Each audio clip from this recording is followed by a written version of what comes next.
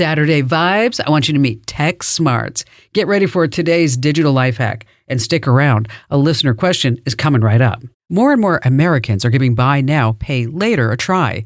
These services from companies like Klarna, Affirm, and Apple spread the cost of what you're buying into smaller chunks that you pay over time. I'm Kim Commando. You can be a tech pro with my free newsletter at getkim.com. It's the modern old-school layaway plan. In 2023, 88 million people use buy now, pay later on their purchases. This year, even more. So, is it the right choice? Yes, smaller payments can make larger purchases feel more manageable, and this can be an option if you don't have a credit card or can't get credit. The downsides? BNPL apps are not regulated like credit cards. Check the fine print for sky-high interest rates. Some reach 36%, late fees up to 25%. Plus, Apple just announced they'll be reporting BNPL purchases, so it shows up on your credit report. The others are certain to follow. Remember, if you can't afford it now, you probably cannot afford it later. Get my free newsletter at getkim.com.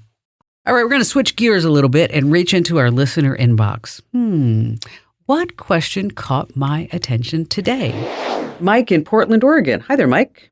Hi, Kim. So nice to speak with you. I'm a big fan, and I have a project. Part of it is sort of a generic project, and part of it is very important. So I have an old iMac. It's really old, 11 years old. Also an iPad and an Android phone. I want to do backup, right? So I have used external backups before, and I'm trying to decide if I should get a solid-state drive to back up the computer or to use the cloud, or, yes, you can laugh at me, maybe thinking that I should be wearing suspenders and a belt, do both, the external hard drive and the cloud solution. But the reason why I'm concerned about it is I'm scanning a whole lot of family pictures. We came over here, part of my family came over when the gold rush was on, and that side of the family didn't hunt for gold. They brought sheep over and traded some of the sheep with Indians to have safe passage, and from them we were able to start a new life in Oregon. And wow. Go That's way awesome. back when we're related. Yeah, it's very good. We've got pictures from that. And then the rest of my family, rather poor Irish folks, came over during the famine, and we have pictures of those folks. I'm hoping to put together a scanned thing that I can share with family members, and we're in connection with some historic societies that are also interested, that have also had some things my mom gave to them from when we came over on the Oregon Trail. Some dresses awesome. and some. That is so cool. This is great. How fun. Oh, yeah, it's really fun. So the main thing I really want to do is to be able to have something that our nieces and nephews and, the generation to come will be able to have accessible for them to see their ancestors and, write some notes on it so they'll be able to put faces to names and hear some of the stories we still have. Okay. Well, I'll tell you, you have a big job ahead of you, right? You know that. Yeah, the scanning is fine. I don't mind it, but I want to make sure it's safe.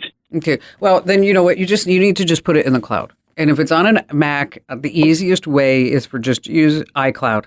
Just put it in iCloud. And then what's nice about it is that whether you're working on your Mac, on your iPad, or whatever it may be, is that you have complete access to all these photos on every device. As far as future generations being able to see this, here's my initial thought, is that I wouldn't want you just to have this in an iCloud account. Is that I think what would be really kind of fun is to create a video.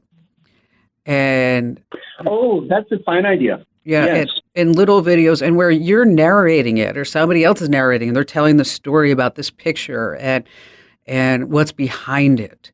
I hear like music, like Oregon, gold rush type music, and you know what I'm talking about.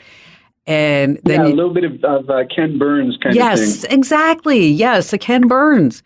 And so you have a dedicated YouTube channel.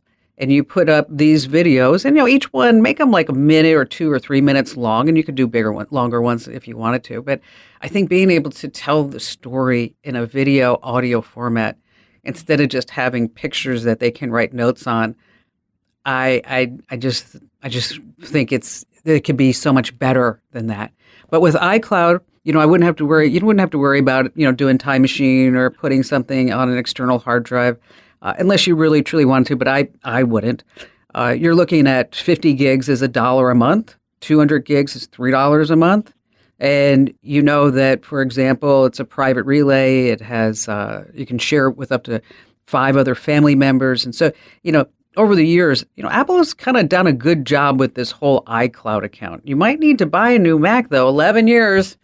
I know it still works, but it's just getting a little long in the tooth. That's the thing about Macs. I mean, I have a MacBook that I think is 10 years old, too. And it's like, do I get rid of it? No, it still works. So just take a look at iCloud. Again, there's 50, 200, and actually they have 2 terabyte platforms too, and that's $10 a month. So I think that would be the best case. If you need any help as you're getting this project going along, just give me a call back. And thank you for your call today, Mike. What a great story. Thanks a ton for listening. Now, if you have questions, comments, or just a digital dilemma, find your way to Komando.com and hit that email Kim link. I treat each email like it's a VIP guest at a tech expo. Now, you can turn tech chaos into clarity. How? Well, get my free daily newsletter over at getkim.com.